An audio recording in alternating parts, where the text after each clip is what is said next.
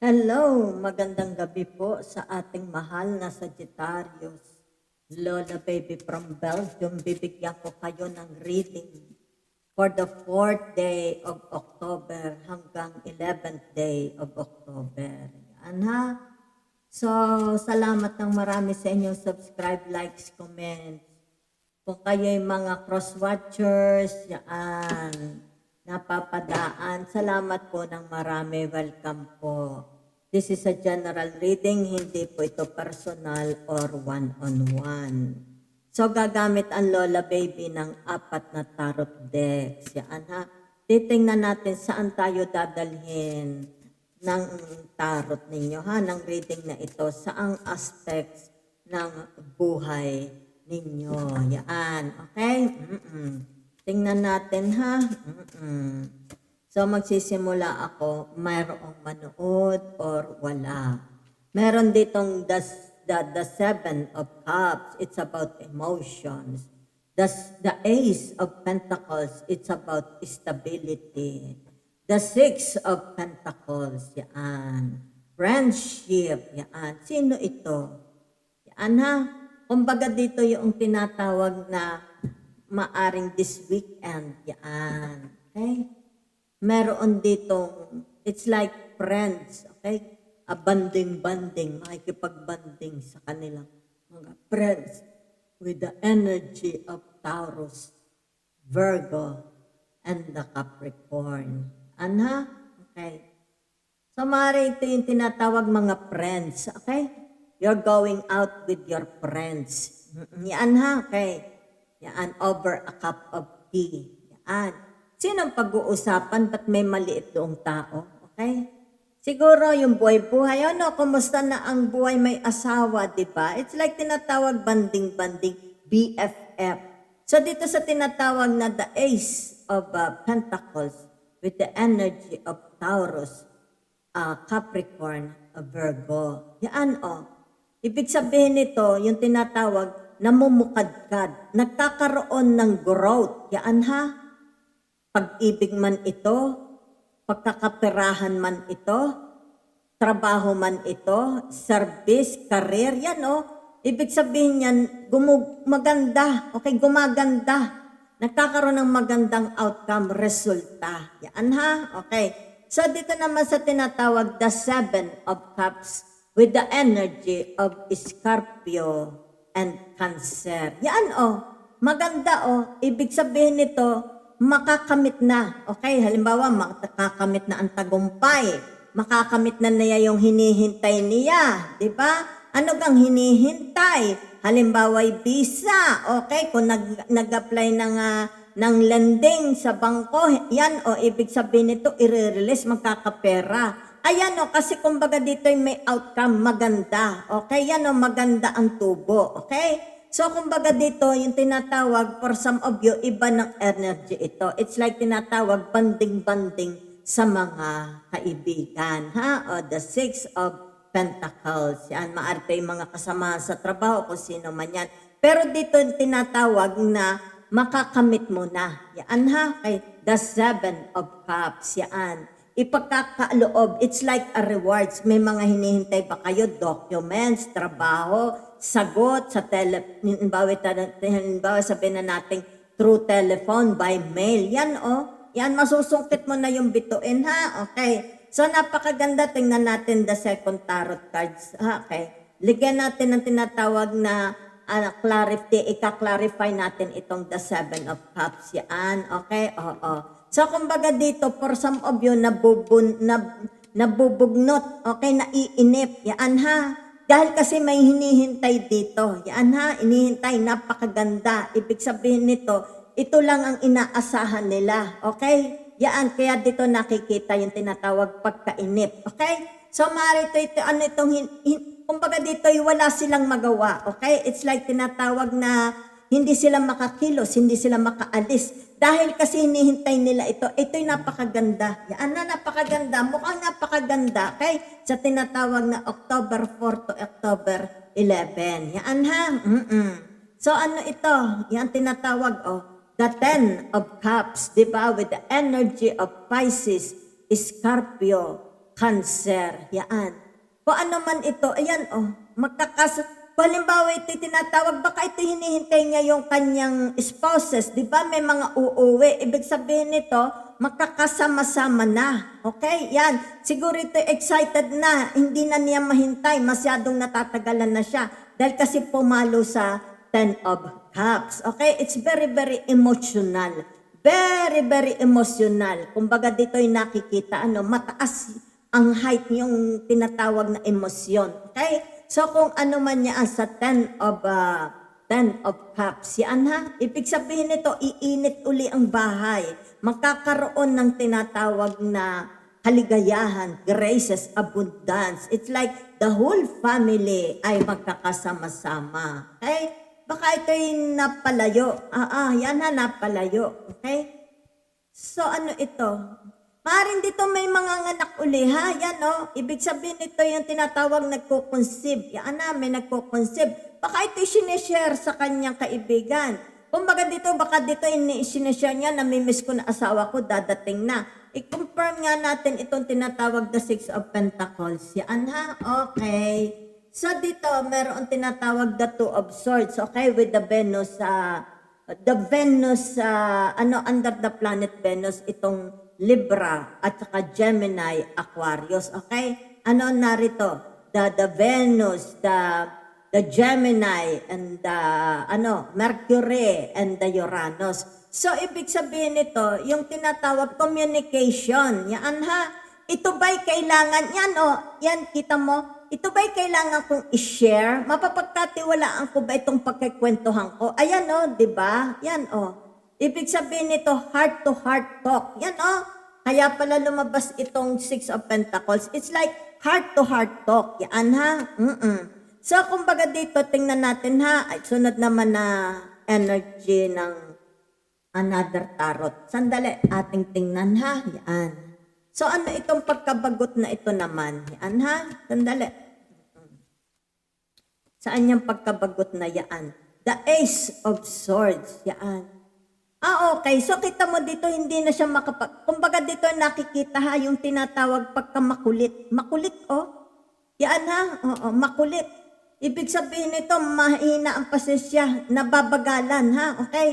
Kumbaga hinahalo na niya yung mga ibon. Kung kaya dito nagkakaroon ng disturbance sa langit, yung mga ibon sabi, ay, wag mo kaming haluin. Yan nakikita.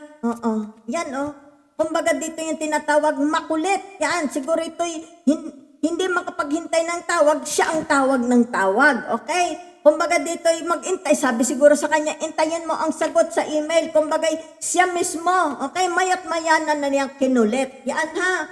So tingnan natin itong tinatawag the Ace of Cups. Yan ha. Sandali, ika-clarify natin ano yan.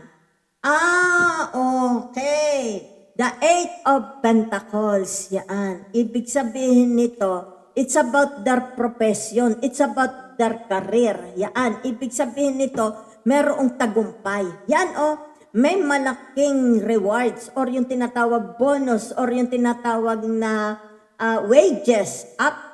Magkakaroon ng pagbabago sa wages or yung tinatawag posisyon. Yan na. Dahil dito nakikita yung kanyang tinatawag na profesyon. Okay, let's say, siya ay isang dietitian. Siya ay isang, let's say, sabihin na natin na pharmacist. Okay? Kasi meron ditong mga tinatawag ingredients, di ba? Ito yung kanyang mga formula, recipe. So, kumbaga dito nakadisplay, sabihin na natin, law office, di ba? Ako ay abogado. Yan ang trabaho ko. Kumbaga dito, anong specialty ko, di ba? Yan, kung kaya dito, kaya merong tinatawag na kasaganaan. Okay? So, maaaring ito tinatawag, may naipanalo siyang kaso. May naibentang lupa, di ba? Halimbawa, hablahan. O kaya yung tinatawag na yung kanyang, halimbawa sabihin na natin, kasi ito'y may karir ha, okay? Ibig sabihin nito, nagkaroon ng tagumpay, okay? Nagkaroon ng tagumpay sa kanyang trabaho, sa kanyang work. Yan ha? Maaari ito'y compensation, makakatanggap ng compensation, di ba? Windfalls of money. Yan kita mo. Yan, napakagaling. Kumbaga, alam na alam niya ang kanyang ginagawa. So, tingnan natin itong the two of swords, ha? Ano yan, the two of swords? Meron ditong seven of swords. Yan, ha? So, sandali lang. Ano yan ang seven of swords na yan? Kagaya din ng two of swords. Gemini, Libra, Aquarius, di ba? So, kumbaga dito yung tinatawag, okay, hinahanap niya, okay? Kaya dito, yan ha, ibig sabihin nito, hinahanap pa niya, kaya hindi pa siya sigurado saan siya, yung tinatawag na saan siya pupunta para siya matulungan, okay? Let's say, sabihin natin, nag-a-apply ito ng trabaho, okay? Naghahanap siya ng mga right people, right person, para makatulong sa kanya, di ba? So, suporta sa kanya, o kaya yung tinatawag, magtitim up sa kanya, di ba? Mag-sponsor sa kanya. Hinahanap pa niya, okay, the right people, kung kaya dito. Yan ha, maaring dito, pinag-iisipan niya, sino kaya dito ang reliable, trustworthy? Yung tinatawag, ibibigay ko ang aking yes. Yung tinatawag, hindi ako mai-scam, okay? So, tingnan natin din ha, sandali. Atin naman aring i-clarify ha. Ano naman yan? Sandali lang. Pakihintay lang. Nga? Yan.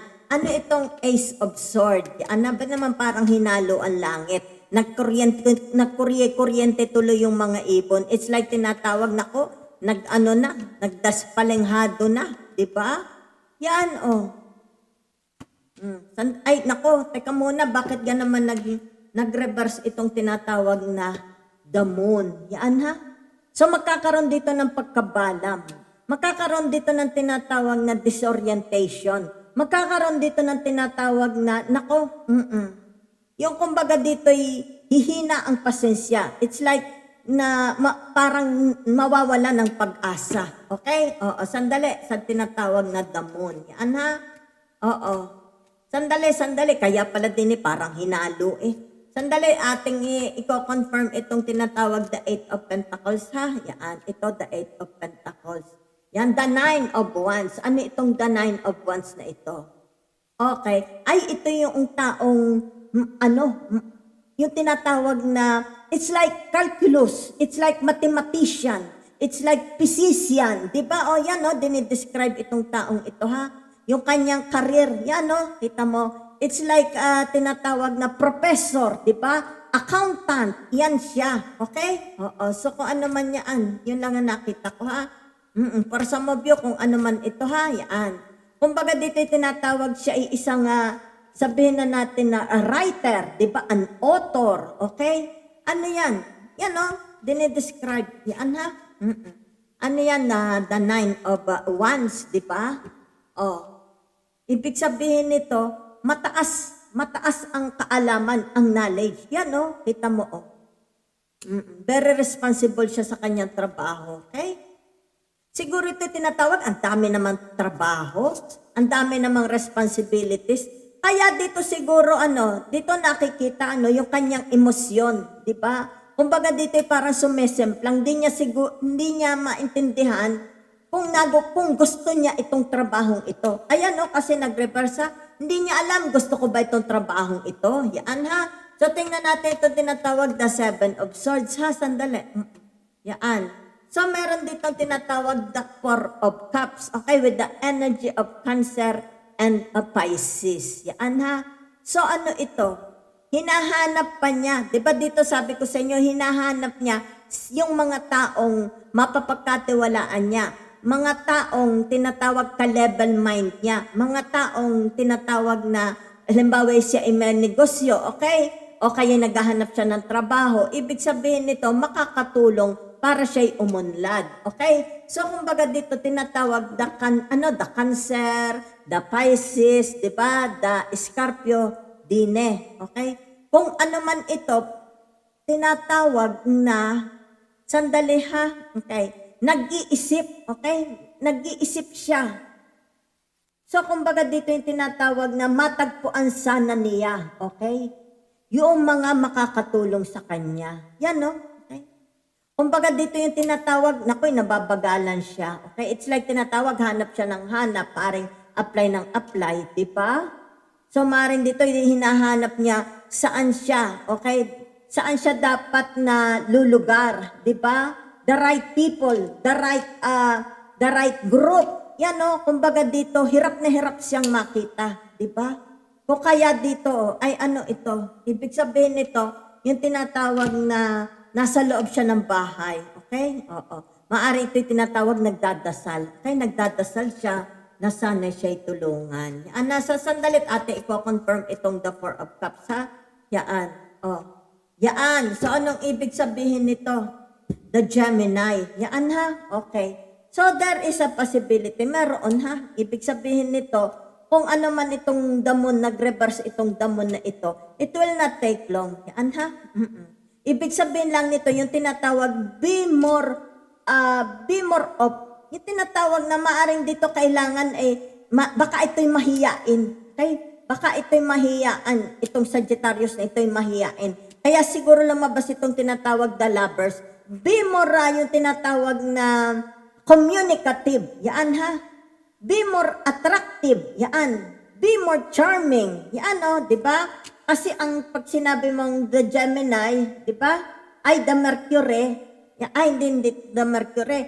Dahil ito'y tinatawag the Gemini. Okay? Under the planet of Mercury. The ruler of Venus. Ibig sabihin nito, gamitan mo ng charm, okay? Ibig sabihin nito, huwag kang mahiyain. Baka itong tao ito'y mahiyain, kaya kumbaga dito, hindi niya matagpuan, okay? Yung tinatawag, saan siya magsusut? Let's say, trabaho, di ba?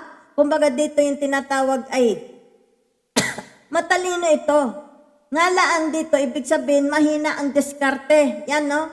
Kaya siguro dito, nag-iipon siya ng lakas, nagdadasal siya. So kaya nga lumabas itong the lovers na ito, it's about para magkaroon ng pagbabago, be more charming, di ba? Ibig sabihin niyan, be more charming, malakas ang loob. Kasi dito nakikita mo makulit, di ba? Makulit, oh. Ibig sabihin nito yung tinatawag hindi makapaghintay. So maaaring dito apply siya ng apply, there is no attraction, there is no tinatawag not convincing, di ba? Hindi, kumbaga dito, hindi malakas ang dating. Yan, kasi dito, dinidescribe ang Sagittarius. Okay? Be more, yung tinatawag talkative, madaldal, communicative. Yan. Yung tinatawag na interaction, maging more tinatawag interactive. Okay? Interaction sa mga tao. Bibo. Okay? Kailangan bibo. Yan ha. Yan. So, kumbaga dito, it's about, yan, tingnan mo, oh. Ito'y taong matalino. Yan. Ibig sabihin nito, umaandar yung kanyang tinatawag na utak. Okay, it's like tinatawag very responsible, maaasahan, pero may pagka-mahiyain. Okay? So, ibig sabihin nito, para magkaroon ng success, yan ha, kung ano man yan. Dahil narito, sandali, nasaan ang pagayaan? O, kita mo, oh. Yan ha, oh. Kung ano man ito ha, ibig sabihin nito, may growth. Yan ha, may growth.